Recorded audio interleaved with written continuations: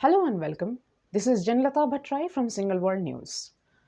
The celebration of Orthodox Christmas in both Russia and Ukraine on January 7 provided ample evidence of what the Washington-based Institute for the Study of War has called Russia's weaponization of religion in its propaganda war against Ukraine. Just as Ukraine's 2013 Maidan Uprising was seen by Vladimir Putin as a personal affront, the 2018 creation of an independent Ukrainian Orthodox Church to replace the Moscow-aligned Ukrainian Orthodox Church, Moscow Patriarchate, has not been forgiven by the head of the Russian Orthodox Church, Patriarch Kirill, who was left fearing a domino effect should other regional churches seek to break free of Moscow's historic control. The fact that until recently the most powerful religious congregation in Ukraine was a church under the control of the Moscow Patriarchate has been used repeatedly by Kremlin propagandists to demonstrate Ukraine's status as an effective vassal state, while its rejection of the Russian-led church has been used to justify the invasion on the grounds that Russia has a duty to protect Orthodox believers in Ukraine from schismatics. When announcing his recognition of the Donetsk People's Republic and the Luhansk People's Republic on February 21, Putin spoke of the need to protect the interest of the Russian Orthodox Church in Ukraine, warning that the Ukrainian government had cynically turned the tragedy of a church schism into a tool of state policy.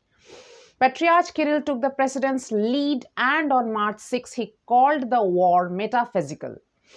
Since then, the Patriarch's public appearances have tended to include military elements, from presenting an icon to the head of the Russian National Guard to announcing that dying in battle would exculpate all one's sins.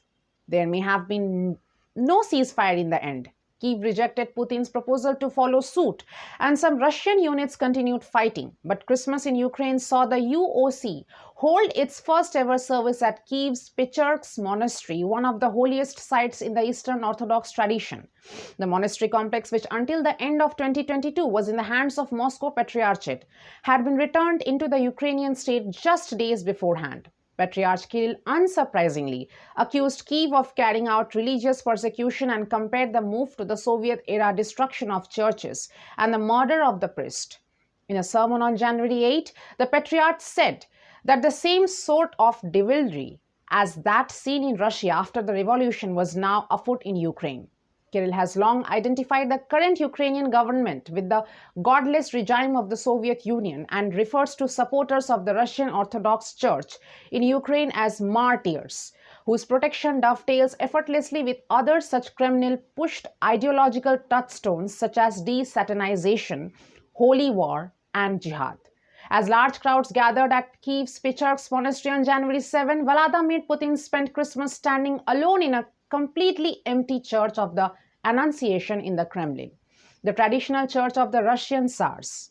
While the Tsars were accompanied by their families and ceremonial entourages when attending services in the Kremlin churches on holy days, Putin has progressively turned the liturgy, a church service in which the community traditionally comes together, into a private ceremony performed for one person, accompanied by fewer and more physically distanced people each Christmas. The meticulously vetted parishioners ultimately disappear altogether until Putin finds finally himself standing alone in a complete solitude. For getting more news like this, don't forget to like, share, and subscribe our channel and press the bell icon for the latest notifications.